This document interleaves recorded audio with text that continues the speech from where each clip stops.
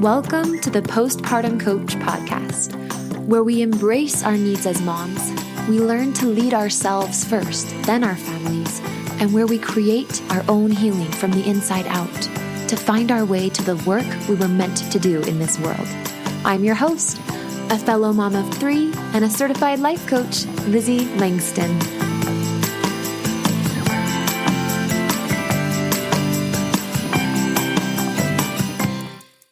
Hey everybody, welcome back to the podcast. Can't believe it, but I actually have a quiet house today. My husband and I are getting a little bit better at coordinating podcast recording times with the children and their play dates. Hallelujah, guys. Maybe not as many screaming children in the background of these episodes. I was like, it's 2021. We're past the pandemic. We can do this. Let's schedule a little bit with each other. So it's only been a year, but I'm going to go ahead and call that a win. Speaking of wins, one thing I want you guys to know is with my clients, we always start with celebrations on our calls. And it's funny because they don't always feel like celebrating, right? Like sometimes the week was hard or they just had a panic attack earlier in the week and, whatever. They might have some thoughts and they just want to dig right into the work. But here's why we always celebrate. There was a study out of, I can't remember what Ivy League University. Can't remember who did it. I'm sorry, but I really have heard of it. I know. I'm that person that's not quoting the source right now. And this study talks about how your brain is 33% more effective and at problem solving and just has a 33% higher level thinking, whatever that means, when you first look at what you do know and you first look at successes and do the celebrations, right? Before you delve into any problem solving. So I want to offer that to you for any problems you have to solve. And then another reason that I do that with my clients is because I want you guys, and this goes for any of you on the podcast too, next time you need to go solve a problem, make sure you touch base with what is working first, because you want to be able to hold both, okay? Our brain, especially postpartum, especially sleep deprived, it so easily goes to either the positive and stays there or the negative and like indulges and just totally hangs out there. And what I want you to practice being able to do is to see some negative, feel some negative, while at the same time being able to hold the positive. And speaking of that, that's such a beautiful segue into NICU babies and NICU mamas. Who are my NICU mamas out there? Oh my gosh, so many of us. I know I've never had a child in the NICU, but extended family members of mine and clients of mine, many of them have had NICU babies. This is a really unique experience if you haven't experienced it. And again, I haven't by my own personal life experience, but I've heard so much through my clients and family members that I feel like I want to say some things and speak to the difficulties that are signature to this. If you are not a NICU mama or haven't ever had a NICU baby, I want you to know that this will still help you if your anxiety is centered around something specific. So for me, when I was postpartum, my anxiety was definitely wrapped into my baby's health and my health. My baby was never NICU, although he did have jaundice and had to do some of that, my first baby. But I did have postpartum complications. And so I had some health-related anxiety. And which means that my anxiety centered around health and what I couldn't see in the body and all of the unknowns. That's where like my brain would kind of fester. Now I've learned so much since then, and I'm going to be teaching some of that on the podcast today. But I noticed I have some clients, like I said, that are NICU mamas who have NICU strong babies, preemie strong babies. They have NICU grads and NICU survivor babies. I mean, you should be so proud. It's so beautiful. And maybe your baby's still in the NICU right now. Who knows, right? Like so many moms find this podcast. And if that's you, I'm totally here for you. But I wanted to address this because what happens is when you're a NICU mama and your baby is in the NICU, there are legitimate concerns, right? There is extra monitoring that needs to happen. And sometimes during that fragile, gentle, growing time, there can be mishaps. There can be moments where they stop breathing. There can be moments or days or, periods of time where they're not gaining enough weight. And your brain goes into overdrive. Now, the ICU or the NICU nurses, I'm sure, are just calm and cool, collected. But us as the moms sometimes we are like in survival mode, and we kind of we'll do anything to keep that baby safe. And we will be the ones that are like on hypervigilance watching that baby. And for a time that might be really effective. And we might actually want to be a little bit anxious and jumpy and like watching their every move, especially when you first bring them home from the hospital. I totally get that. There comes a time though, when you just have to decide, and I'm not going to say when that time is for you, but there comes a point where the amount of protection you can offer with your hypervigilance isn't worth, like it's not effective for how much energy it takes from you. And it starts working against you and against the baby's safety. If you're so tired because you've been so hypervigilant, watching and monitoring your baby with the owlet or whatever other little devices. And I'm not criticizing anybody. If that's your choice and that's where you're at right now, love, beautiful, do your thing. And I want to address this topic so that you can have a smooth transition to becoming a NICU mom graduate. Sometimes our babies graduate from the NICU and we kind of still identify as having a NICU baby and identify as being a NICU, a preemie mama. And at some point, you just have to be in charge of your graduation and leaving behind some of those extra precautionary measures that we take when we are in the higher anxiety for good reasons. When it stops becoming effective, we need to know when to pull back, okay? So I'm going to talk about some obstacles to finding that balance and to graduating into releasing and letting go. Now, before I do this, I want you to calm yourself, put your hand on your heart. If this is a hard conversation to have because really scary stuff happened when your baby was little, I send so much compassion to you. But it does no good if I send it to you if you're not receiving it and sending it to yourself. So take a moment if you need to pause the podcast. Speaking of celebrations, I want you to celebrate yourself. You've celebrated your baby on Instagram. I know you have. I see all the happy posts. You guys are so good. We're so good to celebrate our babies. But it's time to celebrate you for a minute. So before we delve into this work, I want you to consider the wins and how have you totally been there? Because it's really important to see all that before you're ready to let go of all of the hypervigilance and some of these habits that you might still be doing, right, with your baby, that they really, if you're being honest in your grounded wisdom, heart to heart with yourself, I don't know that you really need to be doing them all. And if you don't want to be doing them all, but you're still doing them all, you might need some help. And that's what I'm here for. So you can totally come work with me, become one of my clients. It'll be so fun. But here we go. So we're going to talk about, so make sure you pause and celebrate, okay? So much compassion, let up all the tears. And can I just say really quick before we go in, right? So the tears thing, the crying thing, I know some of us have resistance to it. I just want you to know it's really important. When we cry, we release, which means that we make room for new emotion and a new vantage point, seeing something a new way. So crying is healing. Crying is moving towards healing. Always, okay? As long as it's like clean pain and you are always, because even if it's dirty pain, even if it's something that, you're jealous of your friend and you're crying because you don't feel good enough, you're still letting the emotion out versus burying it in. So it's helpful for your body. Crying is working with your body. Don't deprive your body and yourself that chance. All right. So let's delve in. All right. So the first thing I want to talk about is anything that you might identify as trauma. And I'm very loose with this term, but I want you to think back to the NICU time, or if you're there now, have you experienced or did you experience moments where your whole body was called upon in a very alarming way? Maybe it was just a chronic state of anxiety and very little sleep. Right?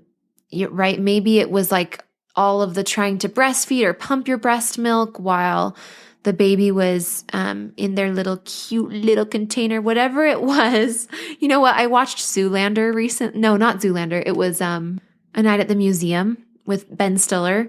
And I have been making jokes like Ben Stiller since that night. I don't know what's going on, but it's awesome. I think he's awesome. He's so fun.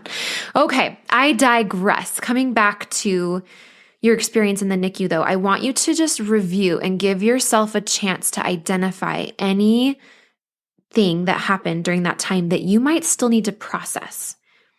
And of course, come work with me if you want to do that work with me and delve deeply. But I want you to, at the very least, take a pen to paper and write about it when you feel ready to. Okay. So that's number one, is give that, those experiences some space, make some space around that and hold space for yourself to bring that up and continue processing it. And maybe journal on it for like 10 days in a row and notice how it changes. The story changes. Notice how your vantage point changes. Notice what emotions come up, whether it's tears or anger or whatever it is. Maybe it's even panic or anxiety. So be willing to feel those. And if you want to feel those with me as part of my 3-step process in that container of coaching, you're welcome to come talk with me on a consult. That's the first homework assignment I have for you. And the reason that I want you to take that out and process it is because it will help your postpartum anxiety and or depressiveness. Now, if you don't want to do that alone and you don't feel comfortable or safe doing that alone, please come work with me. Okay, the next thing I want to address here is that one thing that's beautiful about being in the NICU is the sense of community. Yeah. And like when you post on Instagram, there's so many cute hashtags that connect you with other NICU mamas and other NICU babies and preemie graduates. And I love that. And I've noticed that postpartum, if you're not careful in your consumption and connection with so many other babies, it's like you never have a chance to leave that world. Not saying you need to like slam the door on its face and be like, I'm too good for you. That's not what we're talking about here. But you just have to look at the cost and the effect. So is the value of that community greater than the anxiety that you might feel having all of those images of other babies going through the trauma or other moms experiencing all the emotion that you did during that time?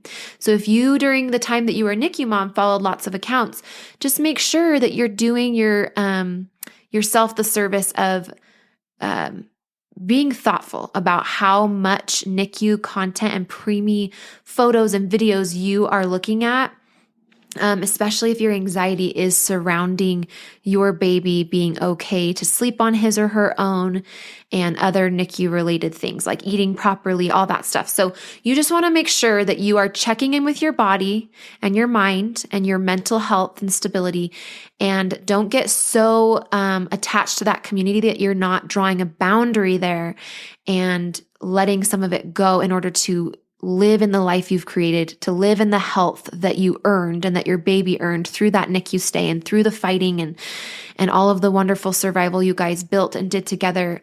We're so proud of you. You can be so proud of you. And there comes a time where it's no longer going to serve you to identify. It's never going to be a bad thing to say, yeah, my baby was a preemie baby. I was a NICU mom. Like love it. Team NICU. And as far as the consumption of all of those photos, if it's something you have anxiety about, you just want to make sure that you're limiting that mindfully and thoughtfully. So I will leave that up to you. It's an individual thing, but just know that that's an option on the table, as to cut back and to make sure that you are knowing if your consumption is contributing to your anxiety, monitoring that. You know what? That was no pun intended. I just paused and was like, what? That was so cute. Monitoring it. Get it, guys? So as a NICU graduating mom, you want to make sure you're monitoring you now. We monitored baby for so long. Maybe you still are with the little owlet or any other little accessories. Now it's time to also start monitoring you and make sure that you are recovering and healing in a way that sets you up for success going forward. Because what we don't want to happen, right, is for your baby to get super healthy, and just when he or she is getting healthy, you are deteriorating in your health physically and mentally, emotionally, and you're breaking down. That does seem to be a pattern that I see among NICU moms. And so that's the purpose of this episode, is to kind of intervene there and give you some tips and pointers to make sure that you are graduating with your baby, graduating from NICU, and that you are setting boundaries that are going to keep you sustainably, mentally, and emotionally healthy. All right. And then the last one is the use of your imagination. Okay. So there was real life and it was really scary. And then there's real life now. And hopefully now or sometime soon, your baby is healing and is so much more independent and strong, and their body is functioning properly. And we've overcome a lot of the preemie specific challenges. And how beautiful is that their body adapted? You have to adapt to their body adapting though, right? You have to be able to release the reins. That doesn't mean you're saying, I don't care what happens. It just means that you realize that your overprotecting or your hypervigilance has done its job. It got the baby to heal and be safe and healthy. And now you get to lean back and restore and replenish. And you have to do that, mamas.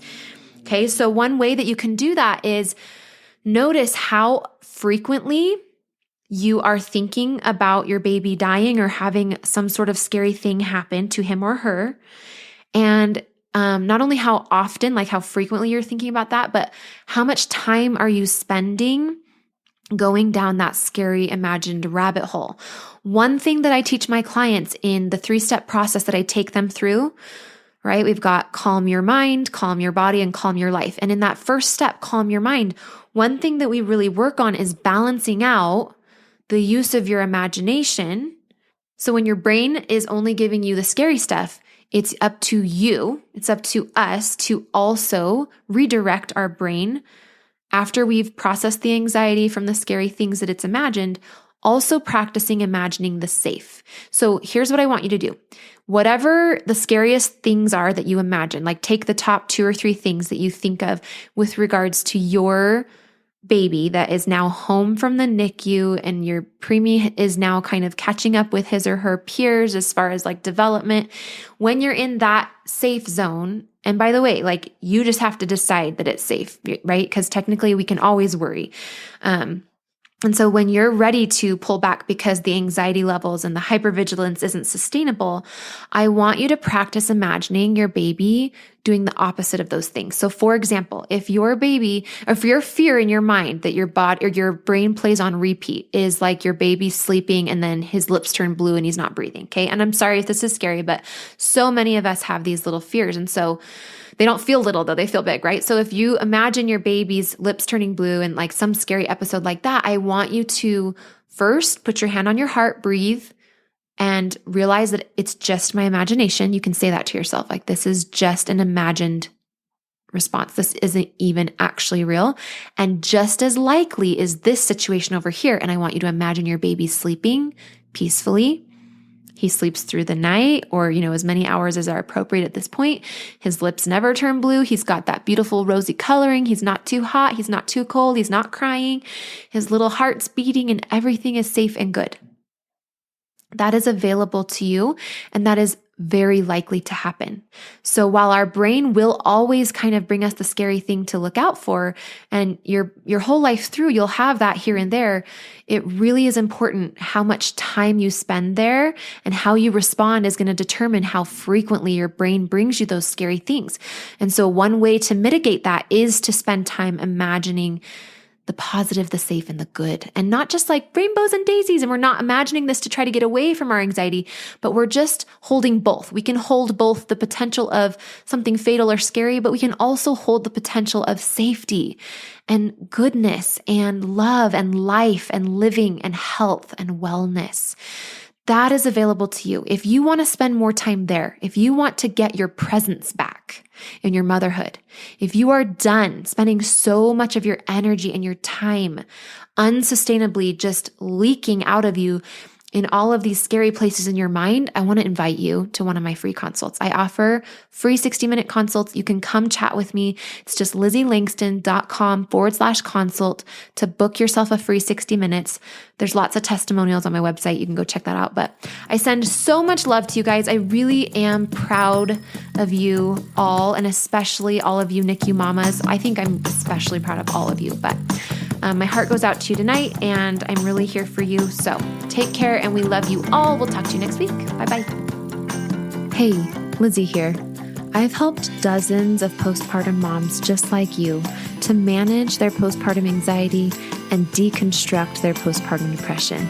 It's really easy for me. So if you're ready to feel better, I know the way. Let's chat on the phone. Set up a time by going to LizzieLangston.com/consult. It's pretty simple, and I will be calling you soon.